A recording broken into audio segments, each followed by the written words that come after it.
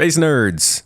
February monthly report is here, Star Citizen update, and it's got some good stuff in it. There's some big systems coming. Starwear's got to mention, item recovery is happening, the Valacar is going to be underground stuff. It's good. Let's jump into it. In the ship section, the Railen is going to be confirmed for Alien Week. I should have started the whole video with this. The Railen's coming for Alien Week. This is huge. We were speculating last month that they might try to do this, but it's still in white box as of February. So the fact that they are going to push on it and try to get it in for the June release, first week of June should be Alien Week, is a big one. The ship itself is spectacular. If you see the old concepts, they're pretty crazy. Actually, one of the old concepts for that ship became the Sulin. But besides that, Gatac ships look really cool. And in this monthly report, they say that they are working with this ship in a specific way so they can make more Gatac ships in the future. Similar to what they've been doing with Drake and RSI as well. Now, the Railen is a pretty large cargo hauler. It's got some weird cargo situation, but mainly it's got a lot of floating bits, a lot of transforming consoles, a lot of elevators moving throughout the ship. It's really fancy, and honestly, I think if it has a good release, this could be one of the showcases that attracts people from outside the game in. Because this is the kind of spaceship that you just don't really see in video games. You don't see this sort of style. They make this style themselves, and it looks really good. We'll see how it looks though and keep it updated and tracking. I'm looking at my ship tracking sheet right now, and we've got it expected to release in June, first or second week. But that is not the only one. We've also got an update this month on the Drake Kraken. Yes, it had its white box review rescheduled to early March after it needed some more concept time to resolve some areas that didn't quite hit the current standards. They've also been reviewing traversal throughout the ship, removing and reducing the scale of some of the rooms that really didn't offer any benefits to players. That being said, it still remains on track for next year, and I think this is the first time we've gotten that confirmation. But that's not the only gigantic Drake ship that's in the works. The Ironclad has once again shown up, and it is showing out. Both the Ironclad Assault, and their command modules are continuing through development, making heavy use of the brand's modular kit, and going through their Laud Zero tasks, which means they've moved past gray box and are now at their highest level of detail. This means it's probably going to start going to downstream in the next couple of months, which means audio, lighting, and everything that's needed in order for it to launch, likely at the end of May. The Misk Hull B also got an update. This is a pretty powerful cargo hauler. I believe it carries around 500 SCU of cargo, and it's all exterior loaded. So not only are you getting the benefit of the whole series exterior loading, this specific model is the biggest one that can land planet side still, so you're getting to go down to specific areas that the larger ones can't. And honestly, it's a fairly small ship. This is a 1 to 2 person cargo transport. You're gonna make good money from the Hull B if you can load and unload quickly. As of right now, Tech Art is finalizing everything. When it comes to the retracting and expanding animations, I would expect it in the next couple months as well. Besides that, the Aegis Hammerhead is going through its gold standard. That's probably coming in the next couple months. And the Greycat UTV, a ground vehicle which looks like it has some space for cargo and the weapons you carry, could be a pretty good little loot train to drive around in the game. This one has gone to downstream team, so it's getting all the last little bits before it comes into the game, probably in the next couple months as well. Besides that, we've got 5 unannounced ships, one supposedly related to the Hammerhead, one of them is in North America and making good progress, and 4 more are over in the EU getting work done. One of these is likely the Origin ship we've heard about, another one could be that CNOU ship, the Forge, but who knows. Either way, this is the update so far for ships. I'll let you know when we've got more. On to the rest of the monthly report. First up, AI. The team is working on getting more characters into the game that'll have to do with the actual missions you're doing. I appreciate this because I feel like the missions are kind of like, we're just now getting to the point where mission givers and NPCs are talking to you. It would be cool to start running into them mid-mission or get something that kind of switches things up halfway through. This is largely going to be reflected by the factions coming into the game we'll talk to later, but also a mission giver they're hinting at in the monthly report we'll get to a little bit later. Elsewhere in AI, the Valacar, the big sandworm guy thingy, he's going to be moving underground. You remember when they originally showed off the fight during CitizenCon, and it was kind of the idea that you were beast hunting, roaming the moon, looking for these worms and making them come up out of the ground so you could attack them? That didn't really become a thing. Instead, we got this radiated toxic slug thing over on Pyro 1 or something. They're trying to change that, and it looks like it might be happening soon because this has been popping up in monthly reports over and over, and I'm thinking it might be related to Planet Tech V5. Maybe. We'll see. Safe zones have also been added to the game. These are going to be areas where you can stop and rest, and NPCs just won't really engage you while you're in these areas. You see these in games all the time, action adventure games, platforming games, where you can tend to, there where saving points usually are. They're going to have these probably in dungeons and stuff. You can already kind of see places like this in the game where NPCs won't go. This is just a little more gamified. But hey, it's going to be a game. Refueling missions are also getting AI support. They were mentioned by the Industrial Boys last month on Star Citizen Live. These are going to be an important one. See, if AI can refuel our ships when we call for help, I feel like that's not too far off from them also reviving us when we call for help. I don't know.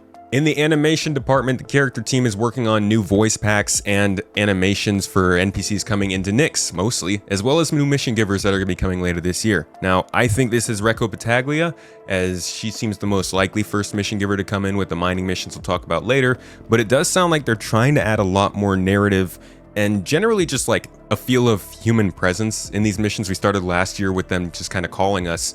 This year, I do think it's going to start to be us actually meeting people in the game. In character art, Starwear, gotta mention. In fact, the team is getting rid of art debt for Starwear, which kind of tells me that they're getting ready to launch it. Maybe not in 4.7, possibly not in 4.8, but sometime in the next few updates, perhaps. I'm not putting a timeline on it. That's not me. That was some other guy. But genuinely, this would be a big deal. Starwear is, first and foremost, how we get to wear armor while we also wear clothes, or how we get to wear armor while we wear no clothes. It's how we get to make combinations of different things throughout the game without being limited by what's underneath them. This has been a huge flaw of the Star Citizen equipment system that we've been waiting for them to get rid of, and they showed this to us like 2 or 3 years ago, and we've been waiting very patiently, I would say. So now, we might actually get some better customization this year. This also, though, includes stats for armor, which is important because crafting is going to be improving and disproving those stats. But I've already seen it in the crafting tech preview. You can change the stats of weapons and armor. This is going to play into things like how detectable you are by scanning pings, if you can thrust through space with an EVA thruster, if you have better damage mitigation, how quickly you can move. This is going to be pretty important for the game. So Starwear getting a mention is kind of key. Moving on to core gameplay, there wasn't too much to talk about, but what there was important. First, the inventory rework, which we have seen in the tech preview a few times, and is going to be hitting Evocati this week as 4.7 approaches release later this month. They're just doing some final polish and bug fixing right now. It's definitely going to be hitting our hands in the next couple weeks.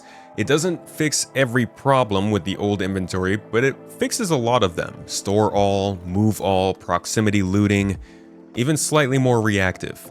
It's pretty good. I think you guys are going to like it. Keep an eye out for it in the PTU coming soon. After that, they talked about capital ship services, which is what they talked about last year when they mentioned tactical groups. As you're landing on capital ships, you should be able to land in your small ships to refuel and rearm inside of the capital ships. This allows for better org gameplay. Obviously, it means you can have a home base in a larger ship while you fly around in your smaller ship. It's a holdover until we do those things more manually with the actual items in game, but it's a way to do it at least because we're going to have fleet battles by the end of the year. It's pretty cool. Finally, there was a mention for social features coming in. They actually just don't stop talking about it anymore. Like, I think even in the recent interview that Chris gave that popped off from Australia, he talked about the social tools. It's his time. It is known. The economy team had some things to say about exploits. They're actually working on getting rid of the exploits that have been plaguing the game, and they're working on it for 4.7. But that does not mean it is complete. After this, they're going to be putting some guardrails in and monitoring systems to try and make sure that this kind of stuff doesn't have a huge impact on the game again. Now, let's go back in time to when the devs said that they wanted to make sure the exploits were gone and good gone until they did a reset on the economy. This is basically telling us that 4.8 is the earliest at which they might be able to get these exploits gone and have some real good measures in place to stop them. So we're not going to see a wipe before 4.8, and even then, it just doesn't seem like they really feel the need to anymore. We'll see how it goes, but let's avoid the wipe panic for now, yeah? And then the surprise update from economy we got, item recovery. Now, this is a little bit of a weird one for the economy team to be picking up, but one of the key details of item recovery, well, let me tell you what item recovery is going to do now. So we're going back to full loot. You're going to lose your stuff. Okay, you're gonna die, people can pick up whatever you lost. It's going to take some getting used to, but here's the catch. When you lose those things and you respawn, you'll be able to press a single button and get all your stuff right back. So there's gonna be a fee attached to that, obviously, in order to balance the economy. and I think that's where the team is getting involved here. This, to me, is like late stage stuff for item recovery. We're going to go back to full loot, and we're going to be able to dismantle stuff that we did retrieve from materials.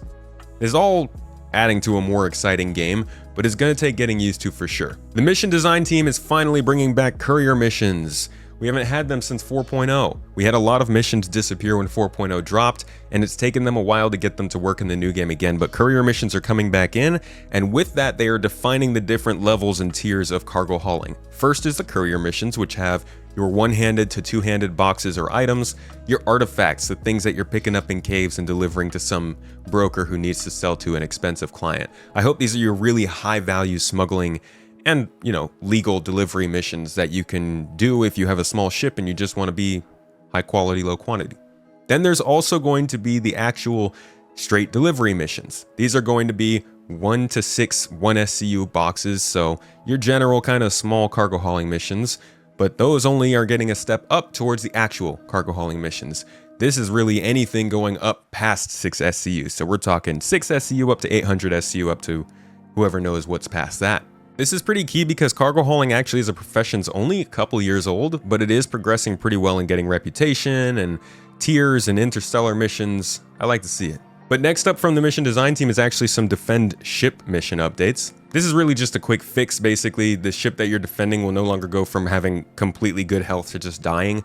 It's really annoying. They just screaming at you and dying as you haven't even gotten to the point that you can defend them yet. That being said, I don't think that's going to be changed, so that sucks. Finally, ship waves has become a mission type. You know how Ghillie continuously elevates your difficulty through the waves?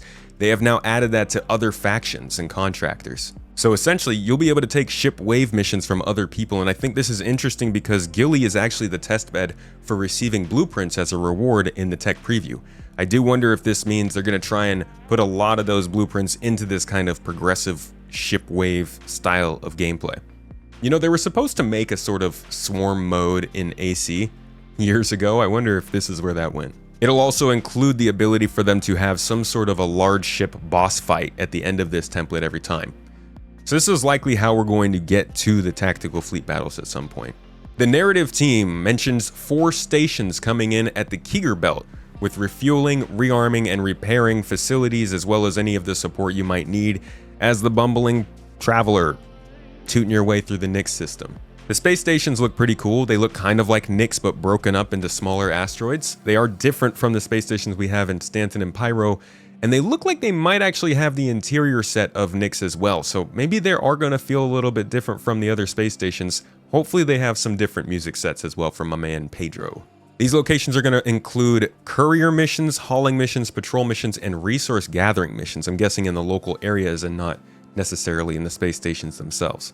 Finally, from narrative, get this, they're starting to work towards the 1.0 main storyline. Specifically, narrative is writing the script for a new story mission that will be an important step towards establishing the pipeline needed for delivery of the 1.0 main story content for players. We're getting there. We're getting there.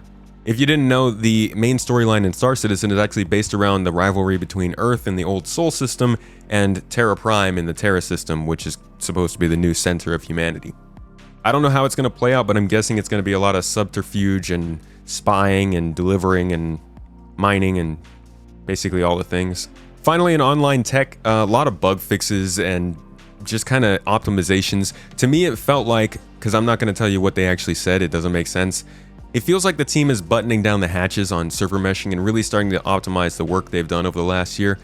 It's good to hear, and hopefully it does mean that we will see that 1 to 2,000 player cap by the end of this year. But that's about it for this monthly report. Again, these are the highlights, the things I think sounded really interesting. If you want to see the whole deep dive, I made this so that you didn't have to watch through the whole thing, but it will be up on this same channel in the next couple days, along with the ship deep dive.